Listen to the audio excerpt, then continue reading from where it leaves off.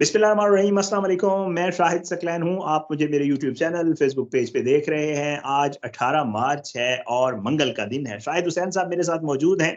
आपको अंदाज़ा तो हो गया होगा, ज़ाहिर बात है, हम जब भी कराची मुस्तफ़ा आमिर कत्ल केस के हवाले से बात करते हैं, कोशिश होती है कि मैं शाहिद हुसैन भाई को साथ ले लूँ।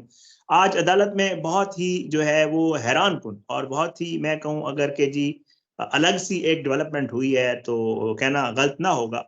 क्योंकि आज बाकायदा तौर पे जो मुल्ज़िम अरमगान है, एक तो उसने मीडिया से गुफ्तगू करने की कोशिश की, उसे रोक दिया गया, उसने कोई बात की है, शायद हुसैन भाई से भी पूछेंगे और मुझे भी थोड़ा-सा अंदाज़ा हुआ है, वो आपके साथ शेयर करेंगे।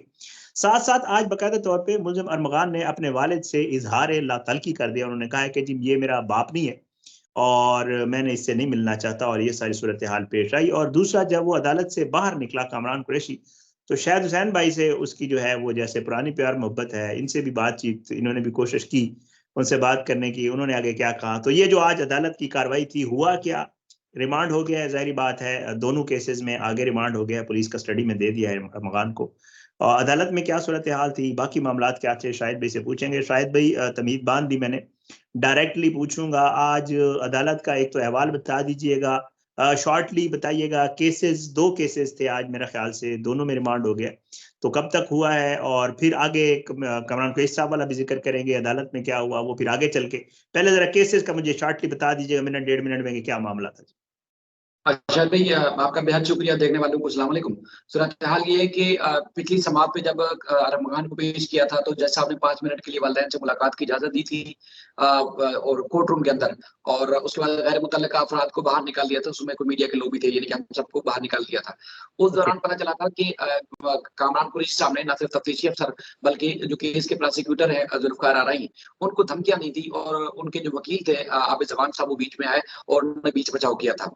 अच्छा, ये चूँकि 6 दिन पुरानी बात थी, 7 दिन पुरानी बात थी, चूँकि हमें पहले दिन से पता था, लेकिन चूँकि जो प्रोसिक्यूशन या जो तफ्तीशी अफसर थे, उन्होंने लीगल कोई एक्शन नहीं लिया था, कानूनी तौर पर प्रोसिक्यूटर जनरल को आगाह नहीं किया था, पुलिस के आईएएस को आगाह नहीं किया था, तो इसलिए हमने खबर नहीं चलाई थी।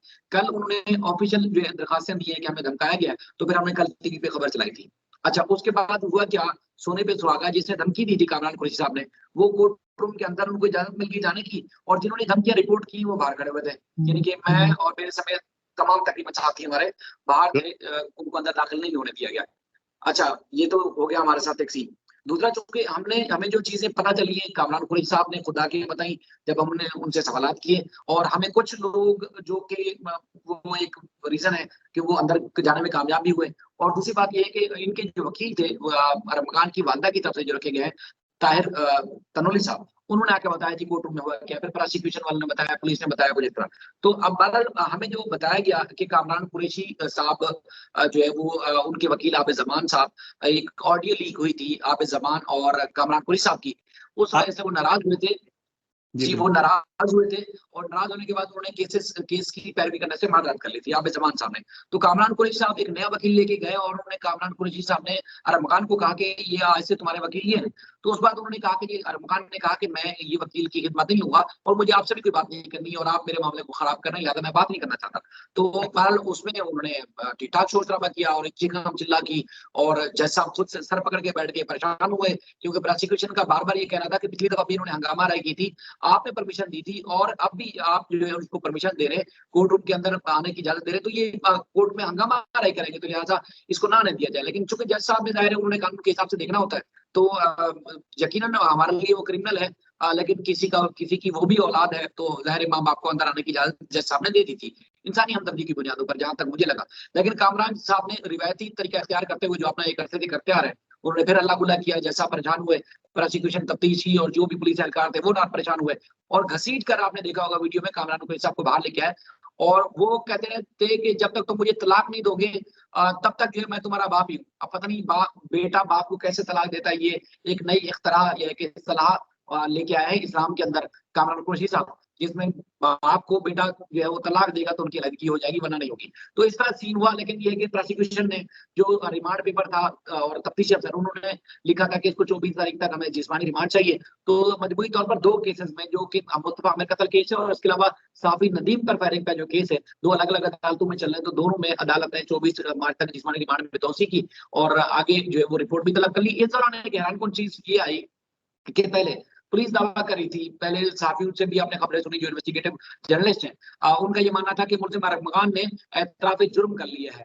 और आज हमें प्रोसिक्यूशन की तरफ से बताया गया कि बाकायदा तौर पर ऑडियो वीडियो फॉर्म में कामरान अरमगान ने मुस्तफा आमिर के कत्ल का एतराफ़ किया है कि उसने किस-किस तरह उसको मारा, तशद्दुद किया और उसके बाद बेहोशी की हालत में ये हमले किया, वहाँ पर जाके उसने उसको जो है वो जलाकर पेट्रोल चढ़ाकर आग लगा दी। अच्छा, ये जज साहब से उसने खुद कहा कि मैं एतराफ़ जुर्म करना चाहता हूँ, तो लिहाज़ा मेरा बयान रिकॉर्ड किया जाए। अब एडीसी के जज साहब ने कहा कि कानूनी तरीकाकार ये है कि आपने जुडिशियल मजिस्ट्रेट के सामने 164 का बयान रिकॉर्ड कराना होता है, तो लिहाज़ा आप मुतल्लिका फोरम से रुजू करें, हम इस आपका बयान रिकॉर्ड नहीं कर सकते। तो ये अदालत ने तहरीरी हुक्मनामा जारी किया है, इन सारी चीज़ों को भी अपने ऑर्डर में मेंशन कर दिया है कि मुल्ज़िम एतराफ़ जुर्म करना चाहता है। लेकिन चूंकि ये लीगल फोरम नहीं था, लीगल फोरम जुडिशियल मजिस्ट्रेट का था, तो अब शायद पुलिस वहाँ पेश करे और मुल्ज़िम शायद अपना एतराफ़ जुर्म रिकॉर्ड करना चाहता है। शायद भी मुझे एक चीज़ बताइएगा, तो आपकी बातों में से मेरे ज़हन में सवाल आ गया, मुजरिम क्यों, ये जो मुल्ज़िम है, सॉरी मुल्ज़िम जो है, ये क्यों इतराफ़ जुर्म करना चाहता है? क्या पुलिस से रिमांड से बचना चाहता है या क्या, आपको क्या लगता है? मतलब आप अपनी असेसमेंट दे दें, ज़ाहिर है वो तो अलग बात है, बट ये क्या लगता है? देखिए, जो हमें हमें जो सीनियर रिपोर्टर्स हैं, क्राइम रिपोर्टर्स हैं, क्योंकि हम तो अदालती रिपोर्टिंग करते हैं, जो अदालतों में देखते हैं वो रिपोर्ट करते हैं, उनका और जो पुलिस के ऑफिशियल्स हैं या प्रोसिक्यूशन, उनसे हमारी जब बात होती रही, वो पहले दिन से पुलिस के सामने पहले दिन से एतराफ़ कर रहा है कि मैंने क्या कुछ किया था। लेकिन जब कोर्ट में आता था, हमने जब सवालात किए, हाई कोर्ट में भी, एटीटी में, तो उस वक़्त वो मुकर जाता था कि नहीं, मैंने बयान रिकॉर्ड नहीं कराना। तो ये सूरत-ए-हाल हुई और इसी टाइप की सूरत-ए-हाल आपको याद होगा, शिराज़ वाली भी रूनुमा हुई थी कि जब पुलिस को के सामने वो राज़ी हुआ कि जी मुझे जो है वो जुडिशियल मजिस्ट्रेट के सामने जाके बयान रिकॉर्ड कराना है 164 का, लेकिन वहाँ जाकर उसने मुकर गया। तो अब मुमकिन है कि अरमगान की चाल हो कि जुडिशियल मजिस्ट्रेट के सामने जाऊँगा, तो वहाँ तरीकाकार ये है कि जुडिशियल मजिस्ट्रेट के सामने जब आप इस तनाज़ुर में जाते हैं कि आपने 164 का बयान रिकॉर्ड कराना है और वहाँ बयान रिकॉर्ड कराएँ या ना कराएँ, आप जुडिशियल कस्टडी हो जाते हैं, जेल की ओके, साइड। तो ओके। अब यहाँ हो सकता है पुलिस को चकमा देके जुडिशियल मजिस्ट्रेट तक ले जाए और वहाँ हाँ, पर जाके ये कहे कि भाई मुझे तो बयान रिकॉर्ड नहीं करना, पुलिस मुझे मारती है। क्योंकि ये जो आपने मकतूल की वालिदा है, उनका स्टेटमेंट सुना और पुलिस के भी कुछ स्टेटमेंट हमारी कानून से गुज़रे हैं, जिसमें उनका कहना है कि ये तमाशा करता है। ये बार-बार बेहोश होने का नाटक करता है जब पुलिस ऐसे तहकीकात करना चाहती है, तो शायद हो सकता है उसकी ये चाल हो। हो सकता है ये सही मानों में बयान रिकॉर्ड भी कराना चाहता हो, मुमकिन है चाल चाल भी हो, क्योंकि शिराज़ वाले मामले में पुलिस ये भुगत चुकी है। तो पुलिस अब फ़िलवक़्त तक 164 के बयान के लिए नहीं लेके गई। मुमकिन है 1-2 दिन में ले जाए, मुमकिन है ना ले जाए। अब मुझे एक और चीज़ बताइएगा, शायद भी मैं आज बहुत सारी चीज़ें आपसे क्लियर करूँगा। बाहर कामरान कुरैशी साहब, आपको पता है, जब भी निकलते हैं, खैर आपसे तो उनकी बड़ी ख़ुसूसी मोहब्बत है, अक्सर और बेशतर आप सवालात करते हैं, वो आपसे आगे से पूछते हैं आप कौन हैं, आप सहाफ़ी हैं, कार्ड दिखाएँ, ये करें। आज भी मैं आपकी गुफ्तगू आपके चैनल पे सुन रहा था उनके साथ। ये कामरान कुरैशी साहब क्यों आज मतलब खैर वैसे तो माफ़ूकुल फ़ितरत हरकतें तो अक्सर और बेशतर करते रहते हैं, जब भी अदालत आते हैं, आप लोग हमें बताते हैं, हम वीडियोज़ में भी देखते हैं। आज क्यों इतने ज़्यादा, आज तो बिल्कुल ही आपके साथ जब वो गुफ्तगू कर रहे थे, तो अजीबो-गरीब हरकतें भी कर रहे थे और साथ ये भी कह रहे थे कि जी आप अंदर सहाफ़ियों से पूछ लीजिएगा, अंग्रेज़ी में चला दीजिएगा। ये क्या मतलब, क्या मसला क्या है मैं इनका? मैं आपसे अर्ज़ करूँ, एक तो ये है कि कामरान कुरैशी साहब की ज़िंदगी में प्राइवेसी नाम की या रिस्पेक्ट नाम की कोई चीज़ नहीं है। जहाँ ठीक तक है। मैं इन शख्स साहब की असेसमेंट कर चुका हूँ। ये किसी के साथ भी मुखलिस नहीं है, किसी एक के साथ भी मुखलिस नहीं है। इवन के जिन लोगों ने इस मैंने खुद अपनी आँखों से देखा, इस केस में जो जिन लोगों ने इनके ऊपर एहसानात करने की कोशिश की, या मुमकिन है अपनी एक लालच भी होता है इंसान का कि प्रोफ़ेशनल तौर पर अगर मुझे ये केस मिल जाता है, तो हाई प्रोफ़ाइल केस उसमें बंदे की प्रोफ़ाइल ऊपर हो जाती है, चाहे वो जी। वकील हो या कोई भी। तो बहरहाल ये लोग इनकी मदद करना चाहते भी थे रियल में भी, और कुछ ना कुछ अपना लालच भी होता है। यकीनी तौर पर अगर कामरान कोई साहब मुझे इंटरव्यू देते हैं, तो यकीनन मेरी प्रोफ़ाइल बढ़ जाएगी।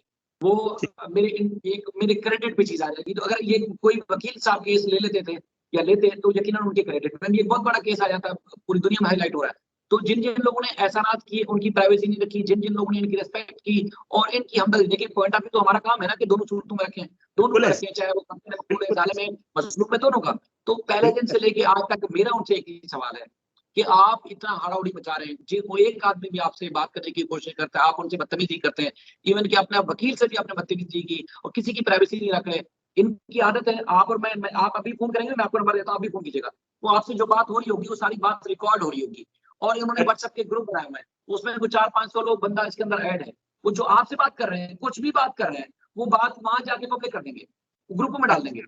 ठीक है, अच्छा। एक-एक बात, एक-एक बंदे से बात, मतलब किसी की कोई इज़्ज़त, किसी की एहतराम कुछ कर ही नहीं रहे। अच्छा, वो हमारा चैप्टर भी नहीं है, सच्ची बात है, वो हमारा चैप्टर भी नहीं है, वो उनकी अपनी ज़ाती एक स्टाइल है, वो हमारा वास्तव में नहीं है।